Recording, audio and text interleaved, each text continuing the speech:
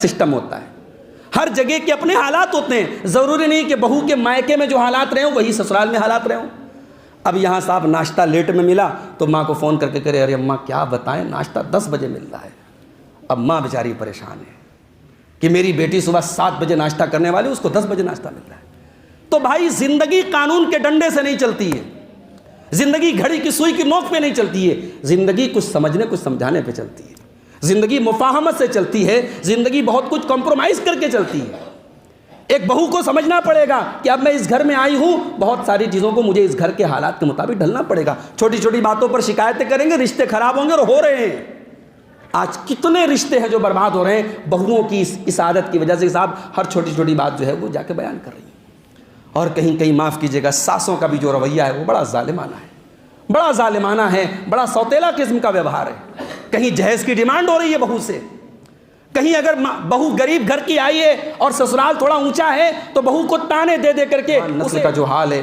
ابھی کسی نے مجھے میسج کیا 25 دسمبر کو کینٹونمنٹ میں کرسمس کے موقع پر بہت بڑا میلہ لگتا ہے, اور آپ یقین کیجئے اس میلے میں بڑی تعداد میں برقع نشین خواتین نظر آتی ہیں. میں تو نہیں گیا ہوں, کسی نے مجھے واٹس ایپ پر میسج کیا کہ مولانا اس پر بھی آپ تھوڑی سی روشنی ڈالیے گا.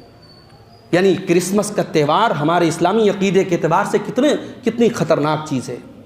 یہ تہوار منانے والے اللہ کا بیٹا مانتے حضرت عیسیٰ علیہ السلام کو اور ان کی پیدائش کی خوشی مناتے ہیں. ہمارے اسلامی عقیدے کے اعتبار سے کفر ہے یہ, اللہ کو گالی ہے یہ اللہ کا بیٹا کسی کو قرار دینا. وَقَالُوا اتَّخَذَ الرَّحْمَنُ وَلَدًا لَقَدْ جِئْتُمْ شَيْئًا إِدًّا تَكَادُ السَّمَاوَاتُ يَتَفَطَّرْنَ مِنْهُ وَتَنشَقُّ الْأَرْضُ وَتَخِرُّ الْجِبَالُ هَدًّا أَن دَعَوْا لِلرَّحْمَنِ وَلَدًا. یہ کہتے ہیں کہ رحمان نے بیٹا بنا لیا. بہت گناہ کی بات ہے جو تم اپنے منہ سے نکال رہے ہو. قریب ہے کہ آسمان پھٹ پڑے, زمین شک ہو جائے. اور میں نے تو بعض گھروں میں یہاں تک دیکھا کہ بہو اگر غسل کرے تو ساس کو اس پر بھی اعتراض ہے, یہ روز کیوں نہا رہی ہے. یہ تو بہت افسوس کی بات ہے. میاں بیوی کے رشتے میں ایک پرائیویسی ہوتی ہے, اس پرائیویسی پر ساس کو حملہ کرنے کا کیا حق ہے. بلکہ میں تو کہتا ہوں لوگ مکان بنوائیں, سمجھدار آپ پہ اشارہ کافی ہے, مکان بنوائیں تو کمروں میں آپ اٹیچ باتھ روم بنوائیں. ایک شادی شدہ نوجوان کے مسائل, بہت سارے مسائل کا حل ہو جائے گا اگر آپ اٹیچ باتھ روم بنائیں گے. آپ وقت اور حالات کے حساب سے چلنا سیکھیے میرے بھائی. ہمارے یہاں جوائنٹ فیملی سسٹم کے نام پہ وہ میں نے کہیں ایک جملہ پڑھا تھا کہ شادی شدہ انسان, جوائنٹ فیملی سسٹم میں رہنے والا انسان اپنی بیوی تک کھانے پینے کی کوئی چیز لے کے پہنچائے, یہ دنیا کی سب سے خطرناک اسمگلنگ ہوتی ہے. اسمگلنگ ہو گئی صاحب. اس کو کوئی اچھی چیز اس نے مارکیٹ میں کھائی تو اب اس کو فکر ہے میں بیوی کو کیسے کھلاؤں گا, مجھے ماں کو بھی دیکھنا ہے, بہنوں کو بھی دیکھنا ہے. تو کہاں سے آئی ہے, غریب گھر کی آئی ہے, پھٹے حال گھر کی آئی ہے, فرٹیچر گھر کی آئی ہے. تیرے گھر والوں نے یہی سکھایا ہے یہ جملے کہہ کر کے. آپ کی بیٹی کو روٹی بنانا نہیں آتا تو آپ یہ ایکسپیکٹ کرتی ہیں کہ وہ سسرال میں جا کے سیکھ لے گی, اور آپ کی بہو سے اگر روٹی نہیں بن رہی ہے تو آپ کا ایک ماں, ایک ساس ہونے کے ناطے آپ کا فرض ہے کہ اس بہو کو روٹی بنانا سکھاتے ہیں. جو اپنی بیٹیوں کے لیے جن مصیبتوں اور جن مشکلوں کو ہم تصور کرتے ہیں وہ اپنی بہوؤں کے لیے بھی ہمیں تصور کرنا چاہیے میرے بھائیوں. اور ہم نہیں تصور کریں گے تو آج جو حالات ہیں گھروں میں بگاڑ ہو رہا ہے, ہر گھر میں ٹوٹ مچی ہوئی ہے, اور ساس بہو میں اور باپ اور بیٹے میں اور ماں اور بیٹے میں جو جھگڑے ہو رہے ہیں وہ اسی وجہ سے ہو رہے ہیں. اور آگے بڑھیے, گھروں کی اصلاح کرنا ہے میرے بھائی تو ایک کام اور کرنا پڑے گا, گھروں میں اللہ کا ذکر کا ابھی آپ نے شیخ عبداللہ عبدالرؤف سلفی صاحب کی تقریر سنی, ذکر الہی کے بہت سارے فضائل اور فوائد انہوں نے گنائے. اللہ کے ذکر کے جو کلمات ہیں ہمارے گھروں میں کہاں پکارے جاتے ہیں میرے بھائی. اور آگے بڑھیے, گھروں کی اصلاح کرنا ہے میرے بھائی تو ایک کام اور کرنا پڑے گا, گھروں میں اللہ کا ذکر کا ابھی آپ نے شیخ عبداللہ عبدالرؤف سلفی صاحب کی تقریر سنی, ذکر الہی کے بہت سارے فضائل اور فوائد انہوں نے گنائے. اللہ کے ذکر کے جو کلمات ہیں ہمارے گھروں میں کہاں پکارے جاتے ہیں میرے بھائی. ہمارے گھروں سے اللہ کا نام کتنی بار لیا جاتا ہے. کتنے گھر تو مسلمانوں کے ایسے ہیں جہاں کوئی بوڑھا انسان اگر نماز پڑھ رہا ہے تو ٹھیک ہے, ورنہ کوئی نماز پڑھنے والا بھی نہیں. 24 گھنٹے میں ایک بار اس گھر میں اللہ کا نام نہیں لیا جاتا ہے. اور اس موبائل کی وجہ سے کتنے ایسے سیریل ہیں جہاں مشرکانہ تہواروں کی گھنٹیاں اور ان کی آوازیں مسلمانوں کے گھروں میں دن رات گونج رہی ہیں. مسلمان صبح صبح اٹھ کر کے ان کے گھر کی عورتیں موبائل پر سیریل دیکھ رہی ہیں، مشرکانہ تہوار اور شرکیہ تہواروں اور ان کے جو مراسم ہیں اور ان کی جو شعائر ہیں ان کی آوازیں مسلمان کے گھر میں گونج رہی ہیں، نماز کی کوئی آواز نہیں ہے، اللہ کے ذکر کی کوئی آواز نہیں ہے۔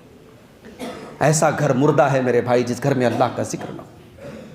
اللہ کے نبی آپ نے فرمایا فَاظْفَرْ بِذَاتِ الدِّينِ، دیندار عورت کو اپنے گھر میں لے کے آ جاؤ، کامیاب ہو جاؤ گے۔ دیندار عورت گھر میں آئے گی۔ ہمارے یہاں دین کون دیکھتا ہے بھائی؟ کتنی دیندار لڑکیاں ہیں، اگر شکل و صورت کے اعتبار سے کچھ واجبی بہت خوبصورت نہیں ہیں، ان کے رشتے نہیں ملتے۔ اگر ان کا رنگ تھوڑا سا دبا ہے، ان کے رشتے نہیں ملتے۔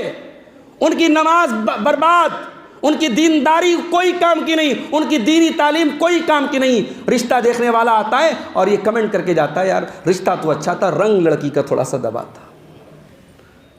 کیا یہ غلط نہیں ہے میرے بھائی؟ آپ کے گھر میں بڑی حور پری آ گئی، بڑی خوبصورت لڑکی آ گئی، مگر بے حیا ہے، بے دین ہے، روزہ نماز سے کوئی مطلب نہیں ہے، اس کا اخلاق اچھا نہیں، وہ آپ کے گھر کو جہنم بنا دے گی۔ یہی معاملہ داماد کے اوپر بھی اپلائی ہوتا ہے۔ ہم داماد دیکھتے ہیں تو کیا دیکھتے ہیں؟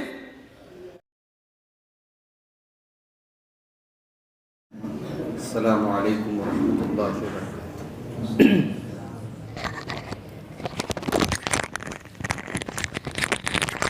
الحمدللہ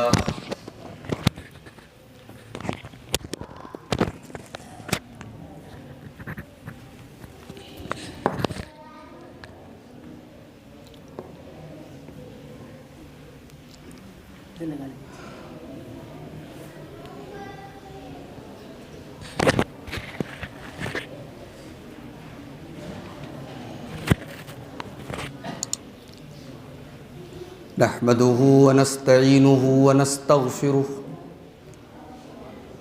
ونعوذ بالله من شرور أنفسنا ومن سيئات أعمالنا من يهده الله فلا مضل له ومن يضلل فلا هادي له وأشهد أن لا إله إلا الله وحده لا شريك له وأشهد أن محمدًا عبده ورسوله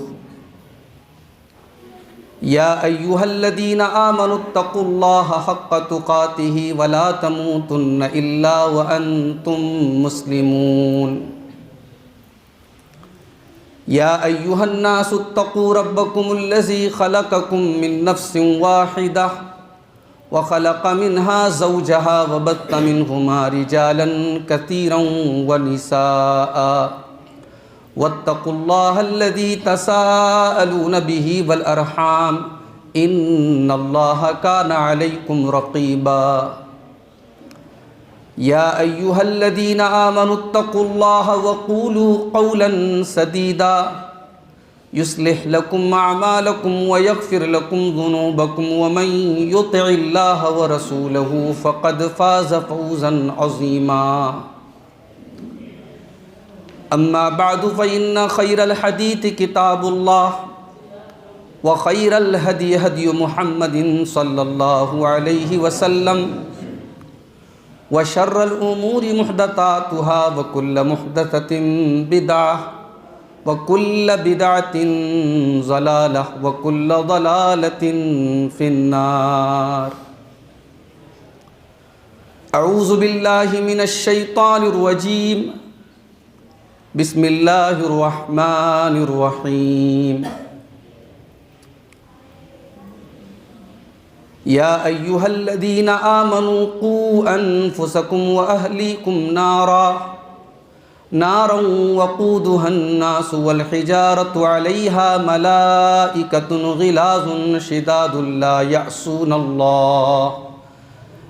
يعصون الله ما أمرهم ويفعلون ما يؤمرون۔ صدر محترم، علماء کرام، محترم بزرگوں، نوجوان ساتھیوں، ماؤں اور بہنوں، پیارے بچوں، مسجد اہل حدیث تیلیانہ میں مقامی جمعیت اہل حدیث بجٹ ڈیہہ بنارس کی طرف سے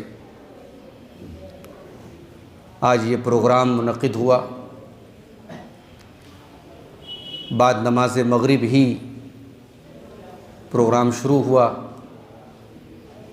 اور کافی دیر سے آپ حضرات نے مختلف علماء کے مختلف موضوعات پر بڑے قیمتی خطابات سماعت کیے۔ اس طریقے کے پروگرام، اس طریقے کے دروس، اس طریقے کے دینی جلسے یہ ہمیں متحرک کرتے ہیں، ہمیں ایکٹیو کرتے ہیں۔ اگر ان کو بھی بند کر دیا جائے، جیسا کہ بعض لوگوں کی منشا ہوتی ہے، مسجد کا پروگرام ہے، کوئی باہر میدان کا مسئلہ نہیں ہے، کوئی ٹینٹ نہیں لگانا ہے، کوئی اسٹیج کا معاملہ نہیں ہے، مقامی علماء ہیں، باہر سے علماء کو بلانا نہیں ہے، اس طریقے کے نہایت مختصر اور نہایت ہی کم خرچ میں ہو جانے والے پروگراموں پر بھی اگر کچھ لوگ اعتراض کرتے ہیں تو یہ بڑی تکلیف کی بات ہے میرے بھائی۔ ہماری جماعت میں وہ دور بھی تھا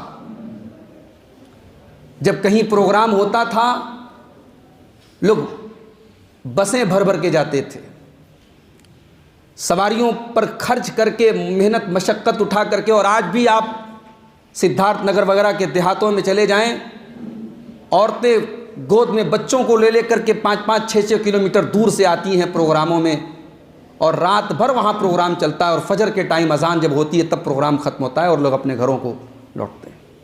ایک جذبہ ہے، معاف کیجیے، اب وہ جذبہ بنارس کی جماعت کے اندر سے دھیرے دھیرے ختم ہوتا جا رہا ہے۔ اب تو صاحب پروگرام کی بات کرو تو لوگ کہتے ہیں کہ کیا فائدہ ہے پروگرام کرنے سے، یعنی اب فائدے گنائے جائیں تب پروگرام ہوں گے۔ مادیت نے ہمارے ذہنوں کو اس قدر خراب کر دیا ہے کہ ہم ہر چیز کو کیلکولیٹر پر پہلے کیلکولیٹ کرتے ہیں، اس کے بعد ہم وہ کام کرتے ہیں۔ میں کہتا ہوں کوئی فائدہ نہ ہو اس پروگرام کا، کیا یہی فائدہ کم ہے کہ یہاں اللہ کی بات ہو رہی ہے، یہاں حرام کو حرام کہا جا رہا ہے، یہاں غلط کو غلط کہا جا رہا ہے؟ اتنا فائدہ کافی ہے ان پروگراموں کے ہونے کے لیے۔ اور اگر آپ کو یہ لگتا ہے کہ چند پیسے اگر ان پروگراموں پر خرچ ہو رہے ہیں تو امت کا مال برباد ہو رہا ہے، تو جاؤ پہلے ان 2-2 3-3 لاکھ کے میرج ہالوں میں ہونے والی شادیوں کو روک کے دکھاؤ، 200 300 باراتیوں کے کھانے پر جا کے بندشیں لگاؤ، مسجد و مدرسے کے چندے کے لیے جاؤ تو لوگوں کی جیب سے 10 روپیے نہیں نکلتے، اور یہاں صاحب کھانے میں کتنی طرح کا آئٹم ہے یہ پوچھیے آپ، بہت مندی ہے، بہت کاروباری حالات خراب ہے، بہت پریشانی ہے، کوئی شادی لون خالی نہیں ہے صاحب، کسی شوق میں کمی نہیں ہے، کسی نمائشی کام میں کمی نہیں ہے، کمی ہے تو بس دین کے کاموں میں کمی ہے، دین پر خرچ کرنے کے معاملے میں کمی ہے۔ میرے بھائیوں، ہمیں اور آپ کو اپنے دلوں کا جائزہ لینا چاہیے، کہیں ایسا تو نہیں کہ دنیا کی محبت اور دنیا کی رنگینیوں میں پڑھ کر یہ دل سخت ہو گئے۔ آج بھی ایک مرتبہ میرا جانا ہوا موئیما کی سرزمین پر، الہ آباد کے اندر ایک علاقہ ہے موئیما، وہاں غالباً 1953 کا کوئی پوسٹر لگا ہوا تھا، بہت بڑا پروگرام ہو رہا تھا، اس اشتہار پہ لکھا تھا اس جلسے میں خاص طور سے لاؤڈ اسپیکر کا انتظام ہے، یعنی اس زمانے میں لاؤڈ اسپیکر ایک بڑی بات تھی۔ اس جلسے کا پوسٹر دیکھا، اس میں بنارس سے مولانا ابو مسعود قمر بنارسی ہماری جماعت کے بڑے عالم تھے، ان کا بھی نام تھا۔ وہ جلسے ہوتے تھے، لوگ صرف یہ سوچ کر کے ان جلسوں میں جاتے تھے کہ چلو بھائی کچھ نہیں، کم سے کم جماعت کے لوگوں سے ملاقات ہو جائے گی۔ بھائی اللہ کی محبت میں، اللہ کی رضا میں ایک مسلمان کا دوسرے مسلمان سے ملنا بھی یہ نیکی کا کام ہے، یہ ثواب کا کام ہے، اس پر شریعت میں ابھارا گیا ہے۔ آج کس کو اتنی فرصت ہے کہ بغیر کسی غرض کے، بغیر کسی مطلب کے کسی سے جا کے ملے؟ ان جلسوں میں، ان مجلسوں میں، ان پروگراموں میں لوگ ایک دوسرے سے ملتے ہیں، کچھ نہیں تو کم سے کم ایمان کی چارجنگ تھوڑی مضبوط ہوتی ہے، عمل کا جذبہ کچھ پیدا ہوتا ہے۔ شاید اس مجلس میں بیٹھا کوئی ایک بے نمازی ہو جائے تو یہ کوشش کامیاب ہو جائے میرے بھائی، ورنہ کس کو پڑی ہے سردی کی، اس ٹھنڈی کی اس کے موسم میں اللہ کے گھر میں اگر سارے کاموں کو چھوڑ کے آپ اس گھر میں آ کے بیٹھے ہیں، اللہ کے یہاں ان خوش نصیبوں میں آپ کا شمار ہو رہا ہے۔ جن کے بارے میں اللہ کے نبی فرماتے ہیں کہ اللہ کے فرشتے گھومتے رہتے ہیں اور ایسی مجلسوں کو تلاش کرتے ہیں جہاں اللہ کا ذکر ہو رہا ہو، اور جب ایسی مجلس نظر آتی ہے تو وہ فرشتے آپس میں کہتے ہیں بیٹھ جاؤ، یہی ہمارے مطلب کی جگہ ہے۔ اور جب وہ فرشتے اللہ کے پاس جاتے ہیں تو اللہ پوچھتے ہیں کیف وجدتم عبادی، میرے بندوں کو کس حال میں پایا؟ کہا اے اللہ تیرے بندے تیرا ذکر کر رہے تھے، تیری تسبیح بیان کر رہے تھے، تیری بڑائی بیان کر رہے تھے۔ اللہ پوچھتا ہے میرے بندوں نے مجھے دیکھا ہے کیا؟ فرشتے کہتے نہیں دیکھا تو نہیں ہے۔ کہا اگر دیکھ لیں گے تو کیا کریں گے؟ کہا اے اللہ اور تیری تسبیح بیان کریں گے اور تیری بڑائی بیان کریں گے۔ پھر اللہ پوچھتا ہے فرشتوں وہ میرے بندے جو بیٹھے تھے کچھ مانگ رہے تھے کیا؟ کہا کہ ہاں اے اللہ جنت مانگ رہے تھے۔ کہا کیا جنت کو دیکھا ہے انہوں نے؟ کہا جنت کو دیکھا تو نہیں۔ کہا دیکھ لیں گے تو کیا کریں گے؟ کہا اور زیادہ اس کے طلبگار، اس کے شوقین ہو جائیں گے اور زیادہ اس کے لیے کوشش کریں گے۔ پھر اللہ پوچھتا ہے اچھا کسی چیز سے پناہ مانگ رہے تھے؟ یہاں اے اللہ جہنم سے پناہ مانگ رہے تھے۔ کیا جہنم کو دیکھا ہے؟ نہیں دیکھا ہے۔ دیکھ لیں گے تو کیا کریں گے؟ اے اللہ اور جہنم سے بھاگیں گے۔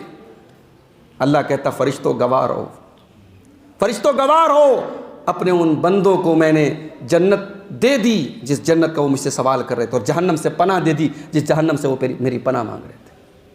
فرشتے کہتے ہیں اللہ جہاں یہ دین کی بات ہو رہی تھی، تیرا ذکر ہو رہا تھا، جنت کی بات ہو رہی تھی، جہنم کی بات ہو رہی تھی، ایک آدمی گزر رہا تھا وہاں سے، اس نے دیکھا چلو بھائی اللہ رسول کی بات ہو رہی ہے بیٹھ جاتا ہوں، کسی اور کام سے آیا تھا بیٹھ گیا وہ۔ اے اللہ کیا یہ ثواب اس کو بھی ملے گا؟ تیری مغفرت اس کو بھی ملے گی، جنت اس کو بھی ملے گی؟ اللہ فرماتا ہم الجلساء لا یشقى بهم جلیس، میرے فرشتوں یہ وہ مجلس ہے جہاں بیٹھنے والا کوئی بد نصیب نہیں ہے، میں نے اس کی بھی بخشش کر دی جو الگ مقصد سے آیا تھا مگر آ کے اس مجلس میں شامل ہو گیا۔ شرم آنی چاہیے ان لوگوں کو جو اس قسم کے دروس اور اس قسم کی مجلسوں کے انعقاد پر بھی اعتراض کرتے ہیں، اور جو نوجوان بیچارے کوشش کرتے ہیں ان کی ٹانگ کھینچتے ہیں۔ میرے بھائیوں ٹھیک ہے دینی جلسے بہت زیادہ بھی ہو تو وہ بھی مناسب نہیں ہے، اس میں بہت زیادہ خرچ ہو وہ بھی مناسب نہیں ہے، مگر میں سمجھتا ہوں میری اپنے معلومات میں تیلیانہ کی مسجد میں کافی عرصے کے بعد پروگرام ہو رہا ہے، تو اس طریقے کی اگر کوششیں ہوں تو ہمارے بزرگوں کو چاہیے کہ نوجوانوں کی حوصلہ افزائی کرے۔ اللہ جمعیت کو مزید دعوتی اور دینی کام کرنے کی توفیق عطا فرمائے، آمین۔ میرے بھائیوں میں نے آپ کے سامنے قرآن حکیم کے 28ویں پارے کی ایک بڑی مشہور آیت پڑھی ہے۔ اس آیت میں اللہ تعالیٰ نے یا ایھا الذین آمنوا سے خطاب کیا ہے، اور ہم جانتے ہیں کہ قرآن میں جب یا ایھا الذین آمنوا کہا جائے تو سخن خطاب کا جو ہوتا ہے، جو روح سخن ہوتا ہے وہ اہل ایمان کی طرف ہوتا ہے، یعنی اللہ تعالیٰ مسلمانوں سے، کلمہ پڑھنے والوں سے کوئی امپورٹنٹ بات کہنے جا رہا ہے۔ یا ایھا الذین آمنوا قوا انفسکم واہلیکم نارا، اے ایمان والو اپنے آپ کو اور اپنے اہل و عیال کو، اپنی فیملی کو، اپنے گھر والوں کو جہنم کی آگ سے بچاؤ۔ یہاں اللہ نے اہل و عیال کا نام کیوں لیا؟ ہم دنیا میں اکیلے نہیں ہیں میرے بھائی، ہر انسان کی ایک فیملی ہے، شادی کے بعد پہلے بھی ایک فیملی ہوتی ہے، شادی کے بعد بھی ایک فیملی ہوتی ہے، ہر انسان ایک فیملی، ایک پریوار، ایک خاندان سے جڑا ہے۔ ہم کسی کے باپ ہیں، کسی کے بیٹے ہیں، کسی کے بھائی ہیں، کسی کے پوتے ہیں، کسی کے بھتیجے ہیں، کسی کے بھانجے ہیں۔ یہ رشتے جو ہوتے ہیں نا ان سے مل کر کے گھر بنتا ہے۔ سماج میں ان گھروں کی بڑی اہمیت ہوتی ہے۔ ہم اور آپ دنیا میں کہیں چلے جائیں، ہمیں سکون جو گھر میں ملتا ہے وہ کہیں نہیں ملتا۔ بعض لوگ کہتے ہیں نا دنیا میں کہیں بھی چلے جاؤ کچھ بھی کھا لو، ماں کے ہاتھ کی جو چائے ہے، بیوی کے ہاتھ کا جو کھانا ہے وہ اس کی لذت کہیں نہیں ملتی۔ ایسا کیوں ہے بھائی؟ بڑے بڑے ہوٹل ہیں، بڑے بڑے بہترین کھانے بنانے والے، یہ انسان کیوں بولتا ہے یہ بات؟ کیونکہ گھر میں انسان کو سکون ملتا ہے، اور یہ بات اللہ نے قرآن میں فرمائی، وَاللَّهُ جَعَلَ لَكُم مِّن بُيُوتِكُمْ سَكَنًا، اللہ نے تمہارے گھروں کو سکون کا ذریعہ بنایا ہے، تمہیں سکون ملے گا تو تمہارے گھروں میں ملے گا۔ یہی گھر ہے جہاں ہماری عورتوں کی عصمت اور آبرو محفوظ رہتی ہے۔ سڑک اور چوراہے پر کوئی عورت بے سہارا ہو، اس کی عزت کو خطرے دو چار ہوتے ہیں۔ گھر کی چہار دیواری جو ہوتی ہے وہ ایک عورت کی عصمت اور عزت اور آبرو کو سیکیورٹی پرووائڈ کرتی ہے، اس کو تحفظ دیتی ہے۔ اسی لیے اللہ قرآن میں اپنے نبی کی بیویوں سے کہتا ہے وَقَرْنَ فِي بُيُوتِكُنَّ وَلَا تَبَرَّجْنَ تَبَرُّجَ الْجَاهِلِيَّةِ الْأُولَىٰ، اے نبی کی بیویو تم اپنے گھروں میں عزت کے ساتھ رہا کرو۔ عورت کا اصل ٹھکانہ گھر ہے، گھر کے باہر وہ ضرورت پڑنے پر نکلے گی، اس کو پروٹیکشن کہیں ملے گا تو گھر پہ ملے گا۔ گھر ایک ایسی جگہ ہے میرے بھائی، اگر کسی کو گھر سے نکال دیا جائے تو یہ عذاب ہے، اس سے بڑھ کے مصیبت کوئی نہیں کہ انسان بے گھر ہو جائے۔ اور فلسطین کے حالیہ واقعات نے ہمیں اور آپ کو بہت اچھی طریقے سے یہ احساس کرا دیا ہے۔ جن لوگوں کے سامنے ان کے آشیانے جل کے راکھ ہو گئے، جن کے چھوٹے چھوٹے بچے کٹ گئے، مر گئے، ان کے دل سے پوچھو کہ ان پر کیسی بیتی ہوگی میرے بھائی۔ شاید ہم اور آپ اپنے گھروں میں بیٹھ کر کے آرام سے اپنی من پسند غذائیں کھا رہے ہو، شاید ہمیں احساس نہ ہو، مگر غزہ کے وہ مظلوم مسلمان جن کے گھر ان کے سامنے برباد ہوئے ہیں، ان سے پوچھو کہ گھر کیا نعمت ہوتی ہے میرے بھائی۔ اسی لیے اللہ تعالیٰ نے جب یہودیوں کہ ایک قبیلے کو ان کے گھروں سے نکالا گیا، مسلمانوں نے نکالا ان کے گھروں سے ان کی غداری کی سزا کے طور پہ، تو اللہ نے اس کو اپنا عذاب قرار دیا۔ اللہ نے فرمایا قرآن کے 28ویں پارے میں، هو الذی اخرج الذین کفروا من اہل الکتاب من دیارہم، اللہ نے ان اہل کتاب کو، ان یہودیوں کو، ان بدبختوں کو، ان غداروں کو ان کے گھروں سے نکالا۔ اور آگے فرمایا یخربون بیوتہم بایدیہم وایدی المؤمنین، اس سے بڑھ کر کے عذاب کیا ہوگا کہ یہ اپنے گھر سے جا رہے ہیں اور اپنے گھروں کے دروازوں کو اپنے ہاتھوں سے توڑ رہے ہیں، اپنی کھڑکیوں کو اپنے ہاتھوں سے توڑ رہے ہیں، اپنے گھروں کو اپنے ہاتھوں سے برباد کر رہے ہیں۔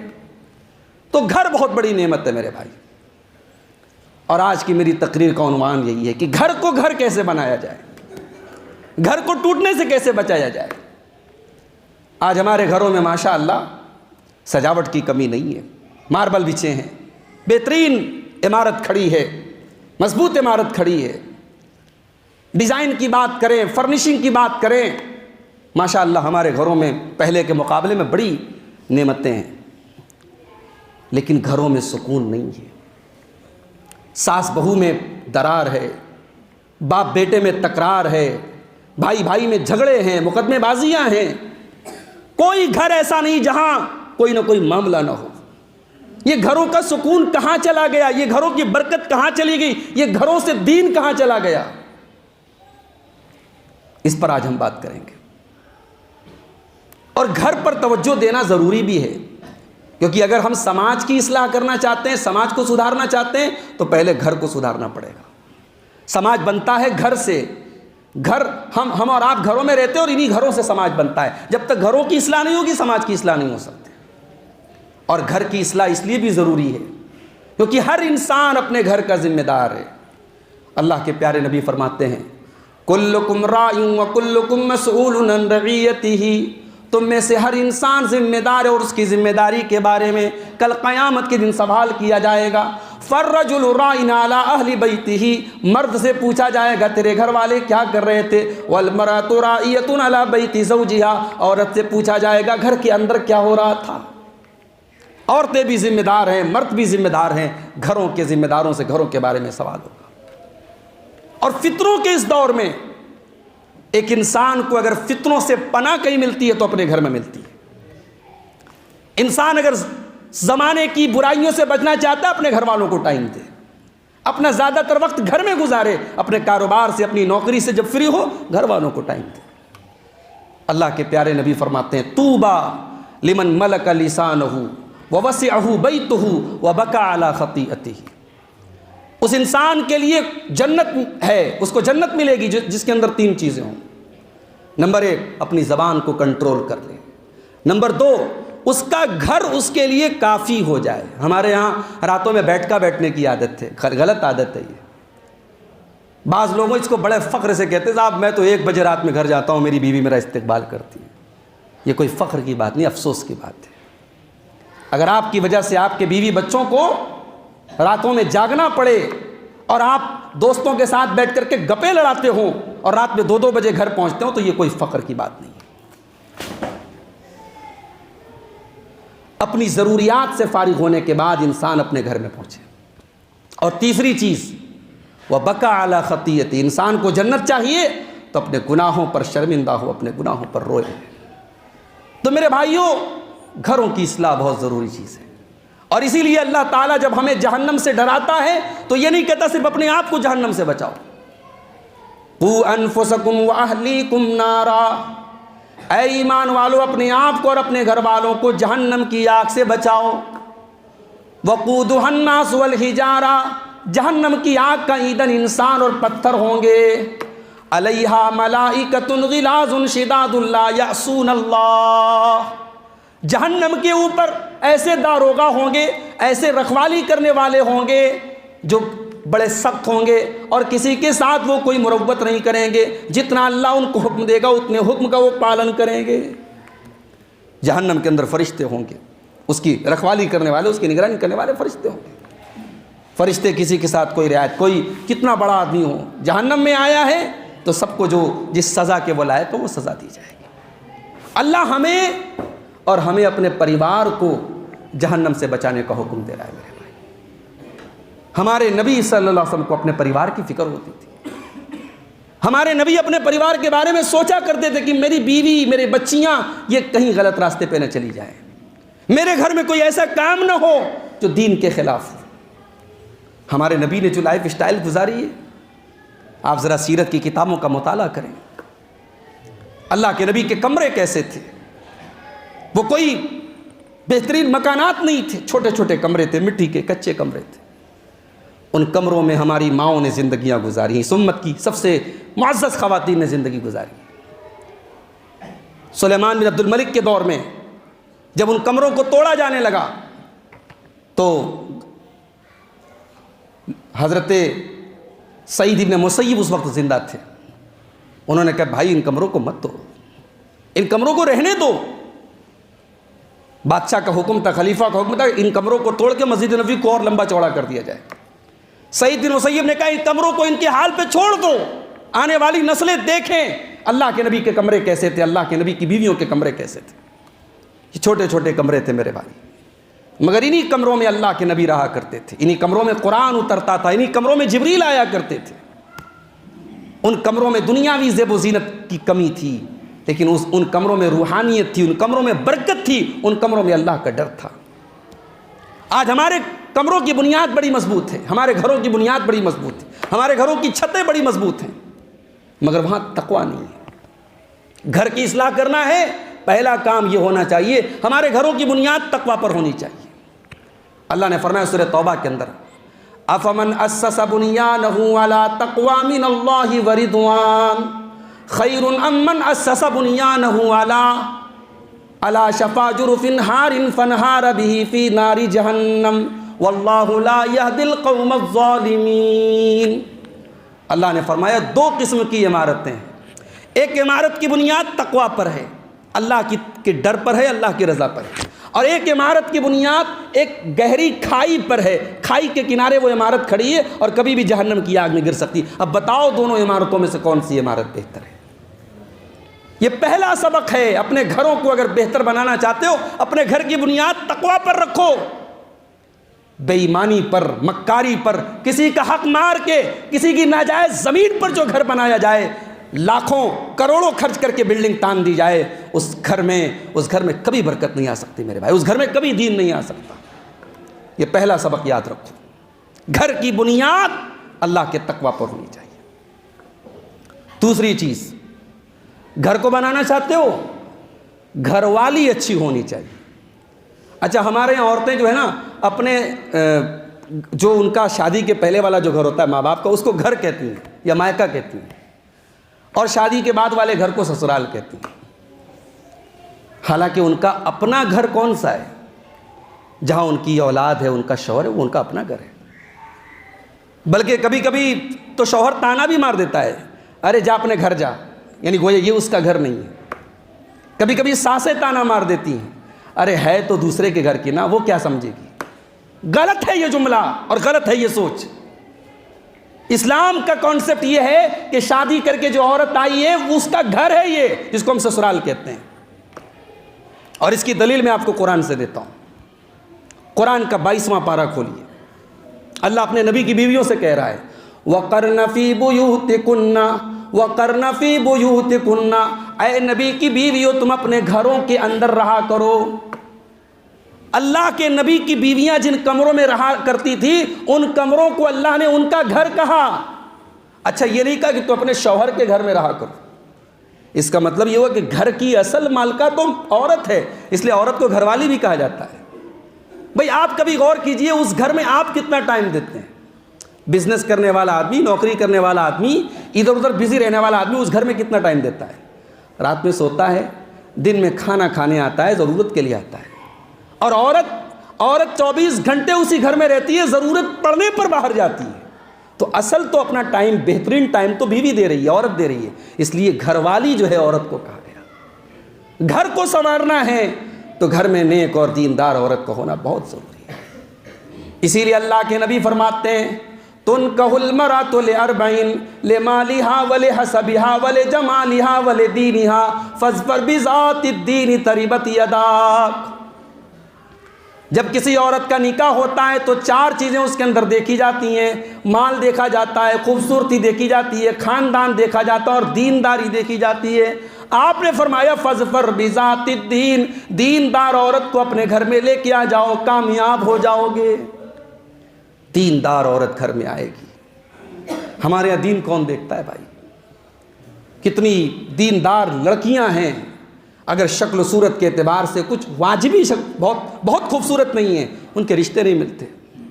اگر ان کا رنگ تھوڑا سا دبا ہے ان کے رشتے نہیں ملتے، ان کی نماز برباد، ان کی دینداری کوئی کام کی نہیں، ان کی دینی تعلیم کوئی کام کی نہیں۔ رشتہ دیکھنے والا آتا ہے اور یہ کمنٹ کر کے جاتا ہے یار رشتہ تو اچھا تھا، رنگ لڑکی کا تھوڑا سا دبا تھا۔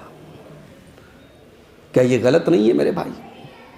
آپ کے گھر میں بڑی حور پری آ گئی، بڑی خوبصورت لڑکی آ گئی، مگر بے حیا ہے، بے دین ہے، روزہ نماز سے کوئی مطلب نہیں ہے، اس کا اخلاق اچھا نہیں، وہ آپ کے گھر کو جہنم بنا دے گی۔ یہی معاملہ داماد کے اوپر بھی اپلائی ہوتا ہے۔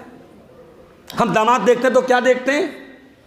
ہم یہ دیکھتے صاحب اگر ہم کروڑ پتی ہیں تو ہمارے اسٹیٹس کا داماد ہونا چاہیے، اور اس اسٹیٹس کے چکر میں ہم ایسے گھروں میں بھی بیٹیاں دے دیتے ہیں جہاں قبروں پہ سجدے کرائے جاتے ہیں، جہاں شرکیہ کام ہوتے وہاں ہماری اہل حدیثوں کی بیٹیاں جاتی ہیں۔ یہ افسوس کی بات نہیں ہے میرے بھائی؟ اپنی بیٹی کو جیتے جی آپ جہنم کی آگ میں ڈال رہے ہیں۔ آپ نے اپنی بیٹی کی جتنی بھی مضبوط تربیت کر دی ہے، بہو تو بہو ہوتی ہے نا، بیوی تو بیوی ہوتی ہے نا، وہ تو وہاں تابع رہے گی اپنے ساس کے، سسر کے، شوہر کے، وہ کتنی مخالفت کرے گی۔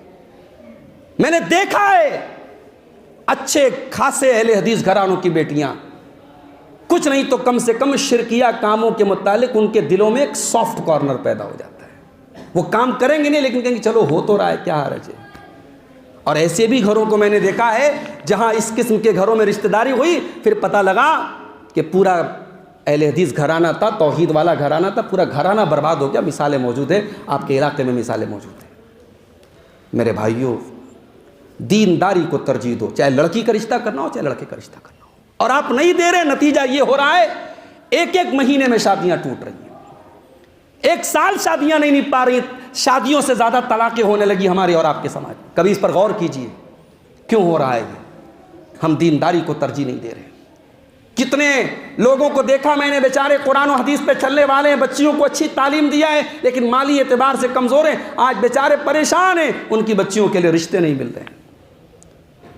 اور ہم صاحب بڑے فخر سے کہتے ہیں صاحب ہم تو ایسی بہو لاتے ہیں چاہے وہ کسی بھی گھر کی ہو، ہم دوسرے مسلک کی اور دوسرے منہج کی بہو بھی لائیں گے تو اس کو اپنے رنگ میں رنگ لیں گے۔ یہ سوچ بھی غلط ہے میرے بھائی۔ پہلے آپ ترجیح دیجئے کہ اگر وہ گھرانہ جو کتاب و سنت پر چلنے والا ہے، توحید و سنت پر چلنے والا ہے، اس گھرانے کو، اس گھر کو آپ ترجیح دیجئے، وہاں سے آپ بہو لائیے اور اسی گھر میں آپ بیٹی دیجئے۔ یہ میں کوئی تعصب کی بات نہیں کر رہا، میں جو حالات دیکھ رہا ہوں ان حالات کے حساب سے بات کر رہا ہوں کہ یہ ضروری ہے، یہ چیز ہمیں دینداری دیکھنی چاہیے۔ امام حسن بصری سے کسی نے پوچھا کہ میری بیٹی کے بہت سارے رشتے آ رہے ہیں، میں کس سے اپنی لڑکی کی شادی کروں؟ تو کہا زوجھا التقی، اپنی بیٹی کی شادی کسی متقی انسان سے کرو۔ ان احبھا اکرمھا، اگر تمہارا داماد تمہاری بیٹی سے محبت کرے گا عزت دے گا، وان کریھھا لم یہنھا، اور اگر محبت نہیں کرے گا تو ذلیل نہیں کرے گا۔ دیندار اور متقی داماد تلاش کرو گے، اگر محبت کسی وجہ سے نہیں بھی کرے گا تو ذلیل نہیں کرے گا۔ محبت کرے گا تو عزت دے گا، محبت نہیں کرے گا تو ذلیل نہیں کرے گا۔ تو چاہے بہو لانا ہو چاہے داماد تلاش کرنا ہو، دینداری کو ترجیح دیجیے۔ اچھا اب بھائی جس کی شادی ہو گئی وہ کیا کرے؟ اب تو ہو گئی، اب اگر بیوی کے اخلاق میں کوئی کمی ہے تو دعا کرو، کوشش کرو۔ اللہ نے قرآن میں حضرت زکریا علیہ السلام کا ذکر کرتے ہوئے فرمایا وَأَصْلَحْنَا لَهُ زَوْجَهُ، ہم نے زکریا کی بیوی کو ٹھیک کر دیا۔ اس آیت کی تفسیر میں حضرت عطا فرماتے ہیں کہ حضرت زکریا کی بیوی کی زبان تھوڑی لمبی تھی۔ لمبی کا مطلب وہ لمبائی میں لمبی نہیں تھی، لمبی کا مطلب کہ زبان دراز تھی۔ تو اللہ تعالیٰ نے زکریا علیہ السلام کی بیوی کو ٹھیک کر دیا۔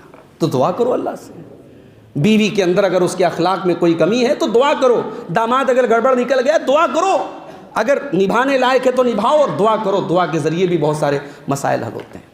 تو یہ دوسری چیز ہے میرے بھائی۔ تیسری چیز، گھر کو اگر گھر بنانا ہے تو تیسرا کام ہمیں اور آپ کو یہ کرنا پڑے گا میرے بھائیوں کہ ہمیں اپنے گھر کے جو رشتے ہیں ان رشتوں کو محبت کے ساتھ اور اخلاق کے ساتھ نبھانا ہوگا۔ بیوی کو بیوی سمجھنا ہوگا، شوہر کو شوہر سمجھنا ہوگا۔ بیوی اپنے آپ کو یعنی شوہر پر حکم چلانے والی نہ بنے اور شوہر بیوی کو پاؤں کی جوتی نہ سمجھے، شوہر اپنے حقوق کو سمجھے، بیوی اپنے حقوق کو سمجھے۔ اللہ نے قرآن میں دونوں کو حکم دیا۔ بیوی کو کیا حکم دیا؟ فَالصَّالِحَاتُ قَانِتَاتٌ حَافِظَاتٌ لِلْغَيْبِ بِمَا حَفِظَ اللَّهُ، اے مسلمان عورتوں، تم اگر نیک بننا چاہتی ہو تو اپنے ماں باپ کی، اپنے شوہروں کی فرما بردار بنو۔ قانتات، فرما بردار بنو، حافظات للغیب، اور شوہر کی غیر موجودگی میں جن چیزوں کی حفاظت کرنے کا اللہ نے حکم دیا ان کی حفاظت کرو۔ شوہر کے مال کی حفاظت کرو، اپنی عزت و آبرو کی حفاظت کرو، شوہر کی غیرت کا پاس رکھو۔ یہ اللہ تعالیٰ نے بیویوں کو حکم دیا۔ شوہر کو کیا حکم دیا؟ وَعَاشِرُوهُنَّ بِالْمَعْرُوفِ، اپنی بیویوں کو بہترین طریقے سے رکھو۔ ہمارے یہاں یہ سوال بھی اکثر آتا ہے، مولوی صاحب اسلام میں جوائنٹ فیملی سسٹم ہے کہ سپریٹ فیملی سسٹم ہے؟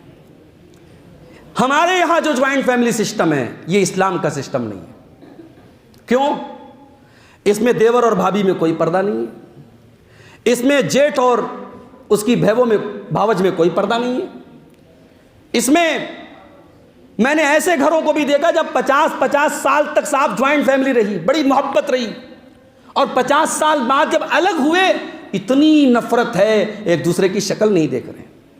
تو اس سے اچھے تو وہ گھر ہوئے نا جہاں شادی کرنے کے بعد باپ نے الگ کر دیا، جاؤ بھائی اپنا الگ کماؤ کھاؤ، ماں باپ کا خیال رکھو بس۔ ہمارے یہاں کیا ہے، الگ ہونے کا مطلب ماں باپ سے کوئی مطلب نہیں، الگ ہو گئے تو الگ ہو گئے، اور ساتھ میں ہیں تو پھر شوہر اور بیوی کی پرائیویسی کا کوئی مطلب نہیں۔ میں نے تو بعض گھروں میں یہاں تک دیکھا کہ بہو اگر غسل کرے تو ساس کو اس پر بھی اعتراض ہے، یہ روز کیوں نہا رہی ہے؟ یہ تو بہت افسوس کی بات ہے۔ میاں بیوی کے رشتے میں ایک پرائیویسی ہوتی ہے، اس پرائیویسی پر ساس کو حملہ کرنے کا کیا حق ہے؟ بلکہ میں تو کہتا ہوں لوگ مکان بنوائیں، سمجھدار آپ پہ اشارہ کافی ہے، مکان بنوائیں تو کمروں میں آپ اٹیچ باتھ روم بنوائیں۔ ایک شادی شدہ نوجوان کے مسائل، بہت سارے مسائل کا حل ہو جائے گا اگر آپ اٹیچ باتھ روم بنائیں گے۔ آپ وقت اور حالات کے حساب سے چلنا سیکھیے میرے بھائی۔ ہمارے یہاں جوائنٹ فیملی سسٹم کے نام پہ وہ میں نے کہیں ایک جملہ پڑھا تھا کہ شادی شدہ انسان، جوائنٹ فیملی سسٹم میں رہنے والا انسان اپنی بیوی تک کھانے پینے کی کوئی چیز لے کے پہنچائے، یہ دنیا کی سب سے خطرناک اسمگلنگ ہوتی ہے۔ اسمگلنگ ہو گئی صاحب۔ اس کو کوئی اچھی چیز اس نے مارکیٹ میں کھائی تو اب اس کو فکر ہے میں بیوی کو کیسے کھلاؤں گا، مجھے ماں کو بھی دیکھنا ہے، بہنوں کو بھی دیکھنا ہے، بھابیاں بھی ہیں، میں بیوی کو کیسے یہ کھانے کی چیز کیسے پہنچاؤں گا؟ تو یہ جوائنٹ فیملی سسٹم کا یہ کوئی مطلب نہیں، غلط مطلب ہے یہ۔ صحابہ کرام کے دور میں ہمیں کہیں ساس بہو کے جھگڑے نہیں ملتے، وہاں اس طریقے کا کوئی جوائنٹ فیملی سسٹم نہیں تھا۔ وہاں انسان بالغ ہوا، شادی ہوئی، اس کے بعد وہ اپنے اس کا گھر کا مطلب اس کی بیوی بچوں کا گھر، وہ ماں باپ کے حقوق کا خیال رکھ رہا ہے، ماں باپ کی ضرورتوں کو پوری کر رہا ہے۔ وہاں بھائی کی بیوی کا اور بھائی سے کوئی ٹچ نہیں تھا، وہاں دیور بھابھی کا کوئی کانسیپٹ نہیں تھا ان کے درمیان کسی قسم کی بے پردگی کا۔ تو گھروں کے اندر حسن معاشرت ہونی چاہیے۔ آج ساسوں کا کیا معاملہ ہے، اللہ معاف کرے، جو کام اپنی بیٹی کر رہی ہے، اپنی بیٹی کے لیے جو کام ناپسند ہے وہی اپنی بہو کے لیے پسند ہے۔ اگر اپنا داماد بیٹی کو گھمانے لے کے جا رہا ہے تو صاحب بڑے فخر سے کہہ رہی ہے میرا داماد ماشاءاللہ بڑا اچھا ہے، بیٹی کو بڑا گھماتا ہے۔ اب بیٹا بیچارہ سال میں ایک بار لے کے چلا گیا تو بہت برا ہو گیا، بڑا فضول خرچے بیٹے کو لے کے جا رہا ہے نا؟ یہ سماج کی کڑوی حقیقت ہے۔ یہ دوہرے اسٹینڈرڈ کیوں ہیں میری ماں اور بہنوں؟ ایک ساس جب ساس بنتی ہے تو آج جو اپنی ساس کی شکایت کر رہی، کل جب وہ ساس بنتی ہے تو پھر اس کی بہو کو اس سے شکایت ہو جاتی ہے۔ یہ گھروں میں معاملہ چل رہا ہے۔ اچھا بہویں جو آ رہی ہیں، اب بہویں ظاہر ہے بہو ایک الگ گھر سے آ رہی ہے، ہر گھر کا ہر فیملی کا اپنا ایک سسٹم ہوتا ہے، ہر جگہ کے اپنے حالات ہوتے ہیں۔ ضروری نہیں کہ بہو کے مائکے میں جو حالات رہے ہوں وہی سسرال میں حالات رہے ہوں۔ اب یہاں صاحب ناشتہ لیٹ میں ملا تو ماں کو فون کر کے کرے ارے اماں کیا بتائیں، ناشتہ 10 بجے مل رہا ہے۔ اب ماں بیچاری پریشان ہے کہ میری بیٹی صبح 7 بجے ناشتہ کرنے والی، اس کو 10 بجے ناشتہ مل رہا ہے۔ تو بھائی زندگی قانون کے ڈنڈے سے نہیں چلتی ہے، زندگی گھڑی کی سوئی کی نوک پہ نہیں چلتی ہے، زندگی کچھ سمجھنے کچھ سمجھانے پہ چلتی ہے، زندگی مفاہمت سے چلتی ہے، زندگی بہت کچھ کمپرومائز کر کے چلتی ہے۔ ایک بہو کو سمجھنا پڑے گا کہ اب میں اس گھر میں آئی ہوں، بہت ساری چیزوں کو مجھے اس گھر کے حالات کے مطابق ڈھلنا پڑے گا۔ چھوٹی چھوٹی باتوں پر شکایتیں کریں گے، رشتے خراب ہوں گے، اور ہو رہے ہیں۔ آج کتنے رشتے ہیں جو برباد ہو رہے ہیں بہوؤں کی اس عادت کی وجہ سے۔ صاحب ہر چھوٹی چھوٹی بات جو ہے وہ جا کے بیان کر رہی ہیں، اور کہیں کہیں معاف کیجیے گا ساسوں کا بھی جو رویہ ہے وہ بڑا ظالمانہ ہے، بڑا ظالمانہ ہے، بڑا سوتیلا قسم کا ویوہار ہے۔ کہیں جہیز کی ڈیمانڈ ہو رہی ہے بہو سے، کہیں اگر بہو غریب گھر کی آئی ہے اور سسرال تھوڑا اونچا ہے تو بہو کو تانے دے دے کر کے اسے مینٹلی ٹارچر کیا جاتا ہے۔ ارے تو نالی کا کیڑا ہے، تو کہاں سے آئی ہے؟ غریب گھر کی آئی ہے، پھٹے حال گھر کی آئی ہے، فرنیچر گھر کی آئی ہے، تیرے گھر والوں نے یہی سکھایا ہے۔ یہ جملے کہہ کر کے آپ کی بیٹی کو روٹی بنانا نہیں آتا تو آپ یہ ایکسپیکٹ کرتی ہیں کہ وہ سسرال میں جا کے سیکھ لے گی، اور آپ کی بہو سے اگر روٹی نہیں بن رہی ہے تو آپ کا ایک ماں ایک ساس ہونے کے ناطے آپ کا فرض ہے کہ اس بہو کو روٹی بنانا سکھاتے ہیں۔ جو اپنی بیٹیوں کے لیے جن مصیبتوں اور جن مشکلوں کو ہم تصور کرتے ہیں وہ اپنی بہوؤں کے لیے بھی ہمیں تصور کرنا چاہیے میرے بھائیوں۔ اور ہم نہیں تصور کریں گے تو آج جو حالات ہیں گھروں میں بگاڑ ہو رہا ہے، ہر گھر میں ٹوٹ مچی ہوئی ہے، اور ساس بہو میں اور باپ اور بیٹے میں اور ماں اور بیٹے میں جو جھگڑے ہو رہے ہیں وہ اسی وجہ سے ہو رہے ہیں۔ اور آگے بڑھیے، گھروں کی اصلاح کرنا ہے میرے بھائی تو ایک کام اور کرنا پڑے گا، گھروں میں اللہ کا ذکر کا ابھی آپ نے شیخ عبداللہ عبدالرؤف سلفی صاحب کی تقریر سنی، ذکر الہی کے بہت سارے فضائل اور فوائد انہوں نے گنائے۔ اللہ کے ذکر کے جو کلمات ہیں ہمارے گھروں میں کہاں پکارے جاتے ہیں میرے بھائی؟ ہمارے گھروں سے اللہ کا نام کتنی بار لیا جاتا ہے؟ کتنے گھر تو مسلمانوں کے ایسے ہیں جہاں کوئی بوڑھا انسان اگر نماز پڑھ رہا ہے تو ٹھیک ہے، ورنہ کوئی نماز پڑھنے والا بھی نہیں۔ 24 گھنٹے میں ایک بار اس گھر میں اللہ کا نام نہیں لیا جاتا ہے۔ اور اس موبائل کی وجہ سے کتنے ایسے سیریل ہیں جہاں مشرکانہ تہواروں کی گھنٹیاں اور ان کی آوازیں مسلمانوں کے گھروں میں دن رات گونج رہی ہیں۔ مسلمان صبح صبح اٹھ کر کے ان کے گھر کی عورتیں موبائل پر سیریل دیکھ رہی ہیں، مشرکانہ تہوار اور شرکیہ تہواروں اور ان کے جو مراسم ہیں اور ان کی جو شعائر ہیں ان کی آوازیں مسلمان کے گھر میں گونج رہی ہیں۔ نماز کی کوئی آواز نہیں ہے، اللہ کے ذکر کی کوئی آواز نہیں ہے۔ ایسا گھر مردہ ہے میرے بھائی جس گھر میں اللہ کا ذکر نہ ہو۔ اللہ کے نبی فرماتے ہیں مثل البیت الذی یذکر اللہ فیہ والبیت الذی لا یذکر اللہ فیہ مثل الحی والمیت، کہ اللہ کا گھر جس گھر میں اللہ کا نام جس گھر میں لیا جائے وہ گھر زندہ ہے، اور اللہ کا نام جس گھر میں نہ لیا جائے وہ گھر مردہ ہے۔ گھروں میں نماز کا ماحول پیدا کرو، گھروں میں نماز کا ماحول پیدا کرو۔ اللہ کے نبی فرماتے ہیں خیر صلاۃ المرء صلاۃہ فی بیتہ، فرض نماز کے علاوہ انسان کی بہترین نماز اس کے گھر میں ہے۔ فجر کی نماز آپ پڑھنے جا رہے ہیں، گھر میں 2 رکعت سنت گھر میں پڑھ کے جائیے۔ عشاء کی نماز پڑھنے آ رہے ہیں، 2 رکعت سنت گھر سے پڑھ کے جائیے۔ ظہر میں جا رہے 2 رکعت گھر سے پڑھ کے جائیے۔ گھر میں سنتیں پڑھنے کا، نوافل پڑھنے کی عادت ڈالیے۔ ماؤں کو چاہیے کہ جب مصلی بچھائیں تو بچیوں کو ان کے لیے بھی مصلی بچھائیں، ان کے کو بھی نماز کی عادت ڈالیں۔ اور ظاہر ہے جب گھر کا گارجین نمازی ہوگا تبھی وہ اپنے بچوں کو نمازی بنا سکتا ہے۔ اسی لیے اللہ تعالیٰ قرآن میں جب ہمیں اپنے گھر والوں کو نماز پڑھنے کا حکم دیتا ہے تو اللہ کیا فرماتا ہے؟ وَأْمُرْ أَهْلَكَ بِالصَّلَاةِ وَاسْتَبِرْ عَلَيْهَا، اپنے گھر والوں کو نماز کا حکم دو اور خود بھی نماز کی پابندی کرو۔ گارجین نمازی نہیں ہوگا تو بچوں کو نمازی کیسے بنائے گا؟ گھروں میں نماز کا ماحول ہونا چاہیے۔ گھر میں ایسا ماحول ہو کہ نماز اگر کسی کی چھوٹے تو اسے ڈر ہو مجھے اپنے باپ کو جواب دینا پڑے گا۔ گھر میں بچیوں کو ڈر ہو میں نماز چھوڑ دوں گی میری ماں مجھے ڈانٹے گی۔ ہم نے اب ان بزرگوں کو ہم دھیرے دھیرے کھوتے چلے جا رہے ہیں، جن بزرگوں کو گھر کے افراد کی نماز کی فکر ہوا کرتی تھی، جو رات میں اس بات پہ نظر رکھتے تھے 11 بج گئے، گھر کے سارے لوگ آ گئے کہ نہیں، سب لوگ سو گئے کہ نہیں، صبح فجر میں اٹھنا ہے۔ یہ مزاج تھا ہمارے گھروں کا۔ اب ہم ترقی کے دور میں آ گئے، اب مزاج بدل گیا، اب کون کب گھر میں آ رہا ہے، کون کب گھر سے جا رہا ہے، اب گھر کے گارجینز کو کوئی فکر نہیں ہے۔ میرے بھائیوں، اس بات پر آپ نظر رکھیں، گھر میں نماز کا ماحول پیدا کریں۔ اسی طریقے سے ایک اور چیز ہے، گھر میں جب داخل ہوں بسم اللہ پڑھ کے داخل ہوں۔ اس سے کیا فائدہ ہوگا؟ اللہ کے نبی فرماتے ہیں جب انسان گھر میں داخل ہوتا ہے اور بسم اللہ پڑھتا ہے تو شیطان کہتا ہے لا مبیت لکم عندنا، اب اس گھر میں رہنے کو نہیں ملے گا، ٹھکانہ نہیں ملے گا، بسم اللہ پڑھ کے یہ داخل ہوا ہے۔ اور انسان جب کھانا کھانے کے ٹائم بسم اللہ پڑھتا ہے تو شیطان کہتا ہے لا عشاء لکم عندنا، اب یہاں کھانا نہیں ملے گا۔ آپ نے بسم اللہ پڑھا، شیطان کی انٹری بند۔ آپ نے کھانے کے ٹائم بسم اللہ پڑھا، آپ کے کھانے سے شیطان کا حصہ بند۔ ایک بسم اللہ کی یہ برکت ہے میرے بھائی۔ اللہ کے نبی فرماتے ہیں رات جب ہو جائے بسم اللہ پڑھ کر کے چراغ کی بتی گل کرو، بسم اللہ پڑھ کے دروازے بند کرو، بسم اللہ پڑھ کے برتنوں کو ڈھانپ دو، بسم اللہ پڑھ کے جس چیز کو ڈھانپ دیا جائے اور بند کر دیا جائے اسے دنیا کی کوئی طاقت نہیں کھول سکتی۔ یہ بہت بڑی بات ہے، تو اس پر ہم عمل کریں۔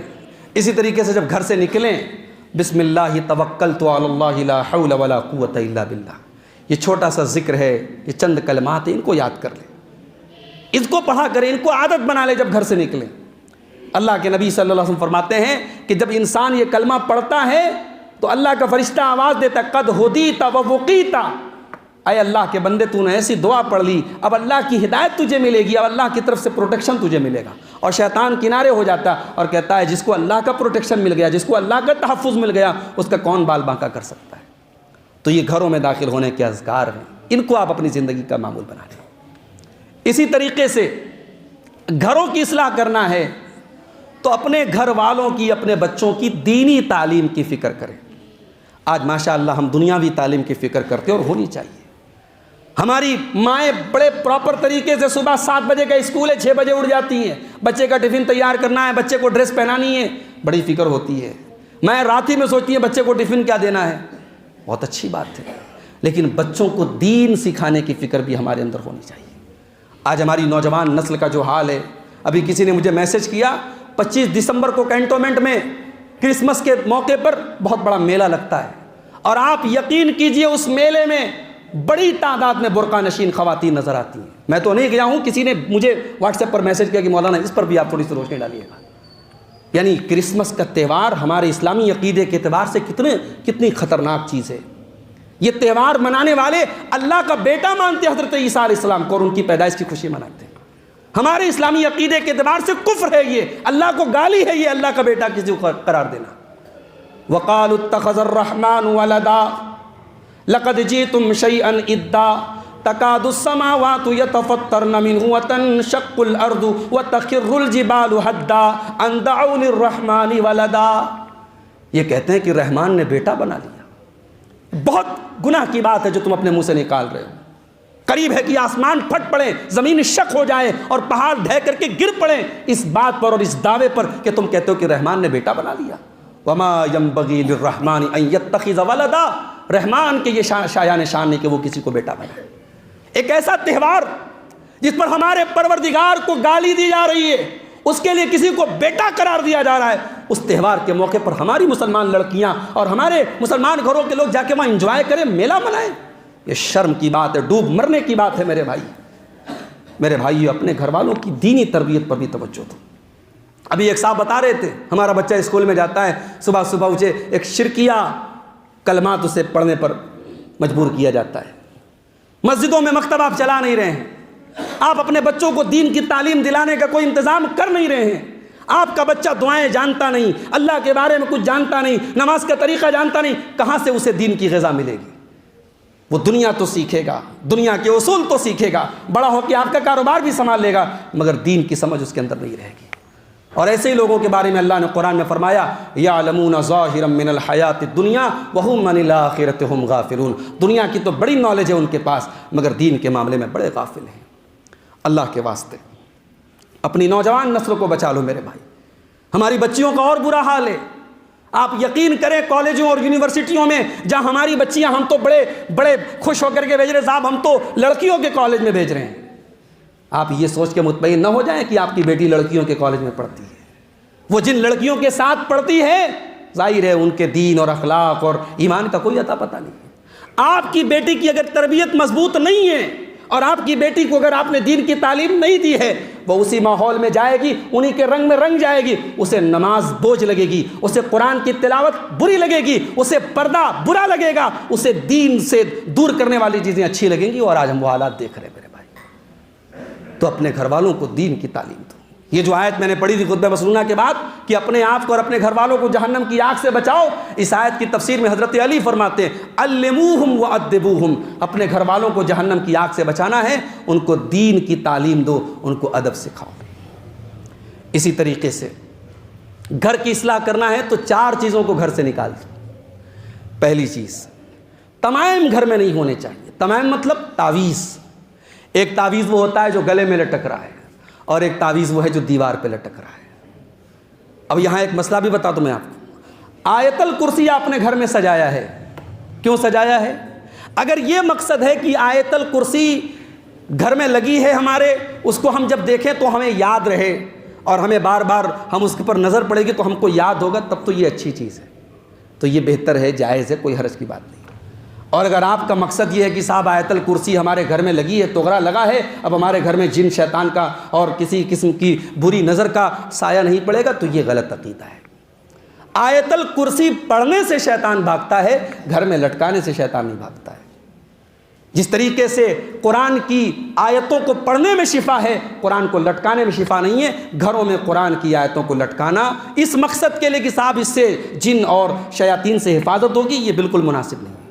اور بعض جگہوں پر تو آیتیں نہیں لٹکی رہتی، آیتوں کی گنتی لٹکی رہتی ہے. کہیں کہیں آپ نے دیکھا ہوگا، لکھا ہوگا دکان اور مکان کی خیر و برکت کے لیے، نیچے کیا لکھا ہے؟ 786/92 9211 345 گنتیاں لکھی ہیں. اور یہ عقیدہ ہے صاحب کہ یہ گنتیاں جو ہیں یہ قرآن کا نقش ہیں اور ان سے ہمارے گھر میں حفاظت ہوگی. یہ بالکل بکواس بات ہے. بلکہ گنتیوں کو قرآن کا متبادل سمجھنا یہ قرآن کی توہین. بھائی میں آپ کا نام لینے کے بجائے کوئی گنتی آپ کی فکس کر دوں، مثال کے طور پہ 420 آپ کا نام رکھ دوں میں، آپ کو برا لگے گا کہ صاحب میرے نام کی جگہ آپ اچھا خاصا اس کو گنتی میں کیوں تبدیل کر رہے ہیں؟ قرآن کریم کو گنتیوں میں تبدیل کرنا یہ بالکل شریعت کے خلاف بات ہے. اسی طریقے سے گھروں سے ایک اور چیز کو نکالنا ہے، تصویروں کو نکالنا ہے. اس کے بارے میں علماء کا اختلاف ہے کہ کیمرے کی جو تصویریں ہیں یہ وہ تصویر ہے کہ نہیں جس پر اللہ کے رسول نے لعنت کی ہے اور حدیثوں میں جس پر لعنت کی گئی. چلو اس اختلاف کو ہم ایک طرف رکھتے ہیں، لیکن علماء کی ایک بڑی تعداد یہ بھی کہتی ہے کہ کیمرے کی تصاویر کو بھی بلا ضرورت گھر میں نہیں رکھنا چاہیے. شادیوں کے البم لگا کے آپ نے رکھے ہیں، کئی گھروں میں دیکھا باقاعدہ شادی کے موقع کا فوٹو، دلہا دلہن کا فوٹو کمرے میں زینت بنا کے الماری میں رکھا گیا ہے. غلط ہے یہ بھائی. بچوں کا فوٹو آپ نے بچپن کا فوٹو سجا کے کمرے میں رکھا ہے، غلط ہے یہ. جس تصویر کے بارے میں اللہ کے نبی اتنے سخت ہیں کہ آپ اپنے گھر میں داخل ہوتے ہیں اور ایک تصویر والا پردہ آپ کے گھر میں نظر آتا ہے اور آپ کا چہرہ غصے سے لال ہو جاتا ہے، اور حضرت عائشہ سے آپ کہتے ہیں کہ کیا تمہیں نہیں معلوم کہ ان الملائکۃ لا تدخل بیتا فیہ صورہ، جس گھر میں کتے اور تصویر ہو اس گھر میں فرشتے، اللہ کی رحمت کے فرشتے داخل نہیں ہوتے جب تک وہ تصویر والا کپڑا ہٹا نہیں دیا گیا، آپ اس گھر میں داخل نہیں ہوئے. تو تصویر کے معاملے کو اتنے ہلکے میں نہیں لینا چاہیے. کیمرے کی تصاویر کے بارے میں اگرچہ اختلاف ہے، مگر اس کو باقاعدہ فوٹو کی شکل میں نکالنا اور کمرے میں سجانا یہ تو کسی کے نزدیک بھی صحیح نہیں ہے، مناسب نہیں. اسی طریقے سے میوزک انسٹرومنٹس گھر میں نہیں ہونے چاہیے. گانے بجانے کے آلات، اب تو موبائل سے بڑھ کے گانے بجانے کے آلات کیا ہیں. چھوٹے چھوٹے بچے جو ہے وہ فیس بک کی ریلز دیکھ رہے ہیں، یوٹیوب کے شارٹس دیکھ رہے ہیں، اور میں تو کبھی کبھی دیکھتا ہوں کہ ان بچوں کو بھی ان شارٹس کے ذریعے کیا کیا سکھایا جا رہا ہے. 4 سال کا بچہ، 5 سال کا بچہ وہ ان شارٹس کے ذریعے، ان چھوٹے چھوٹے ویڈیوز کے ذریعے کیا کیا سیکھ رہا ہے. کبھی آپ نظر رکھیے. ایسے ایپس بھی آتے ہیں موبائل پر، ایسے ایپس بھی آتے ہیں موبائل پر کہ بچوں کو نامناسب ویڈیو نہ دیکھنے کو ملے. آپ ان ایپس کو بھی ڈاؤن لوڈ کیجئے، بچوں کے کو فلٹر کیجئے، ان کو ویڈیوز ایسے دکھیں جو ان کے عمر کے اور ان کے جو ہے دماغ اور ان کے ذہن کو خراب کرنے والے نہ ہوں.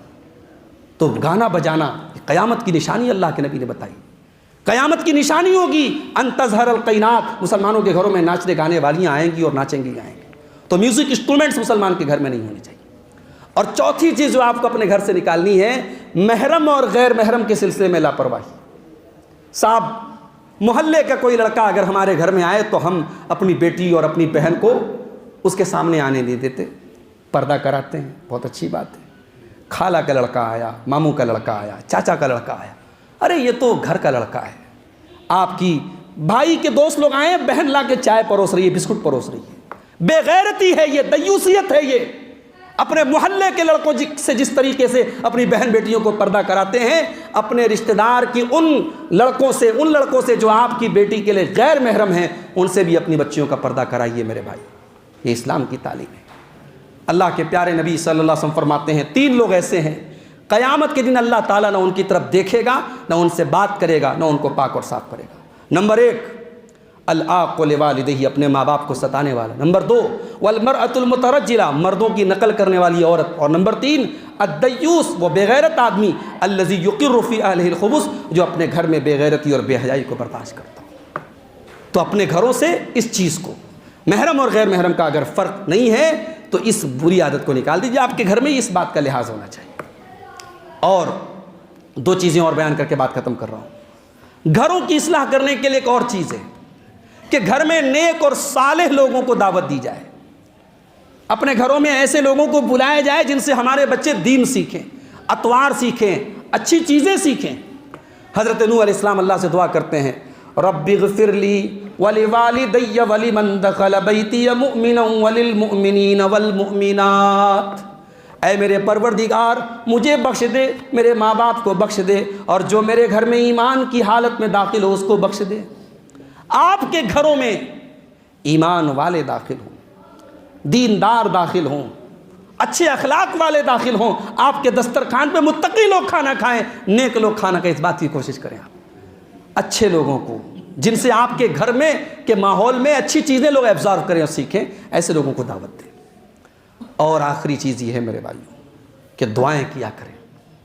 اپنی فیملی کی سے اگر پیار ہے، اپنے پریوار سے محبت ہے، تو جب اپنے لیے دعا کریں، اپنے لیے اللہ سے جنت مانگے، اپنے لیے اللہ سے جہنم سے پناہ مانگیں، تو اپنے پریوار کے لیے بھی دعا کیا کریں۔ اللہ تعالیٰ نے قرآن کے 19ویں پارے میں اہل ایمان کی ایک دعا ذکر کی، وہ دعا کرتے ہیں، بڑی پیاری دعا ہے، اس کو یاد کر لو۔ ربنا هب لنا من ازواجنا وذرياتنا قرة اعین واجعلنا للمتقین اماما، اے پروردگار ہمارے بیوی بچوں کو ہماری آنکھوں کی ٹھنڈک بنا دے اور ہمیں متقیوں کا امام بنا دے۔ آپ کی بیوی آپ کی آنکھوں کے لیے ٹھنڈک کب بنے گی؟ جب میک اپ کرے گی، جب سجے گی، جب سنورے گی؟ نہیں، وہ تو سجے گی اور سنورے گی تو وہ تو دنیاوی اعتبار سے آپ کی آنکھوں کی ٹھنڈک بن جائے گی۔ دینی اعتبار سے آپ کی بیوی آپ کی آنکھوں کی ٹھنڈک تب بنے گی جب آپ بیڑی اور سگریٹ کو ہاتھ لگائیں اور آپ کی بیوی کہہ دے نہیں، اگر آپ بیڑی اور سگریٹ کو چھوئیں گے تو میں آپ سے بات نہیں کروں گی۔ فجر کی اذان کا ٹائم اور آپ کو جھنجھوڑ کر کے آپ کی بیوی اٹھائے کہ چلیے جائیے اٹھیے فجر کی نماز پڑھیے، وہ بیوی ہے جو آپ کی آنکھوں کی ٹھنڈک بنے گی۔ اللہ کے نبی رحمت کی دعا کرتے ہیں اس جوڑے کے اوپر، رحم اللہ رجلا قام من اللیل، اللہ کی رحمت نازل ہو اس مرد کے اوپر جو رات میں اٹھ کر کے تہجد پڑھتا ہے اور اپنی بیوی کو اٹھاتا ہے، اور بیوی اگر انکار کر دے نضح فی وجہ الماء، تو اپنی بیوی کے چہرے پر پانی ڈال دیتا ہے۔ اور اللہ کی رحمت نازل اس عورت کے اوپر جو رات میں اٹھتی ہے تہجد پڑھنے کے لیے اور اپنے شوہر کو اٹھاتی ہے، اور شوہر اگر انکار کر دے نضحت فی وجہ الماء، تو اپنے شوہر کے چہرے پر پانی ڈالتی ہے۔ تو بیوی کو آنکھوں کی ٹھنڈک بناتے اور اولاد کو آنکھوں کی ٹھنڈک بناتے۔ فجر کی نماز آپ پڑھنے آئیں اور صف اول میں آپ کو اپنا بیٹا نظر آ جائے، صدقہ خیرات کرنے کے لیے آپ جائیں اور آپ دیکھیں کہ جس فقیر کو آپ جس مسجد کے لیے آپ چندہ دینے جا رہے تھے آپ کے بیٹے نے آپ سے پہلے رسید کٹوا لی، جس غریب کو آپ پیسہ دینے جا رہے تھے آپ کے بیٹے نے آپ سے پہلے پیسہ دے دیا، تو آپ کا دل باغ باغ ہو جائے، آپ کا سینہ خوشی سے پھول جائے کہ میری تربیت بڑی اچھی ہوئی ہے، میرا بیٹا بڑا دیندار ہے۔ تو اے اللہ میری بیوی بچوں کو میری آنکھوں کی ٹھنڈک بنا دو، وَجْعَلْنَا لِلْمُتَّقِينَ إِمَامًا، اور اے اللہ ہمیں متقیوں کا امام بنا دے، ہمیں ایسا تقویٰ دے دے ہم لوگوں کے لیے آئیڈیل بن جائیں، ہمارے تقوی کی لوگ مثال دے کہ ہاں یہ متقی فیملی ہوتی ہے، یہ متقی لوگ ہوتے ہیں، ہمیں متقیوں کا امام بنا دے۔ اسی طریقے سے ابراہیم علیہ السلام دعا کرتے ہیں رب اجعلنی مقیم الصلاۃ ومن ذریتی ربنا وتقبل دعا، اے اللہ مجھے نماز کا پابند بنا اور میری اولاد کو نماز کا پابند بنا۔ اپنی اولاد کی فکر ابراہیم علیہ السلام جیسے پیغمبر کو تھی، ہم اور آپ تو کسی قطار اور کسی لائن میں نہیں ہیں میرے بھائی۔ اگر ایک پیغمبر اور ایک نبی کو اپنی اولاد کی فکر ہے تو ہمیں تو اور زیادہ ہونی چاہیے۔ ابراہیم علیہ السلام اللہ سے یہ بھی دعا کرتے ہیں وَجُنُبْنِي وَبَنِيَّ أَن نَّعْبُدَ الْأَصْنَامَ، اے اللہ میری اولاد کو بت پرستی سے بچانا، شرک سے بچانا۔ اپنی اولاد کے عقیدے کی فکر بھی کرو میرے بھائی، اپنی اولاد کی توحید کی فکر بھی کرو۔ ہم نے دیکھا ہے بہت ساری بستیوں میں جہاں توحید و سنت کی آواز نہیں رہی، جہاں توحید و سنت پر مشتمل چیزیں نہیں رہیں، مسجدیں نہیں رہیں، وہاں نسلیں برباد ہو گئیں، وہاں اولادیں برباد ہو گئیں۔ وہاں جن گھروں کی مثال توحید سے دی جاتی تھی ان گھروں میں شرک پنپ گیا، جن گھروں کی مثال سنت سے دی جاتی تھی ان گھروں میں بدعت اور خرافات کا دورہ ہو گیا۔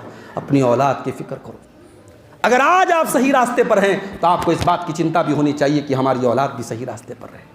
تو میرے بھائیوں، گھروں کی اصلاح کے تعلق سے یہ چند باتیں میں نے آپ کے سامنے رکھی ہیں، اور آخر میں یہی دعا کروں گا کہ اللہ تعالی ہم سب کو اپنی اور اپنے گھر والوں کی فکر کرنے کی، اور جہنم کی آگ سے خود کی بھی اور ان کی بھی، ان سے بچانے کی اللہ تعالی ہم سب کو توفیق عطا فرمائے۔ رب العالمین ہمیں اپنے گھر والوں کی، اپنے اہل و عیال کی دینی تربیت کرنے کی توفیق عطا فرمائے۔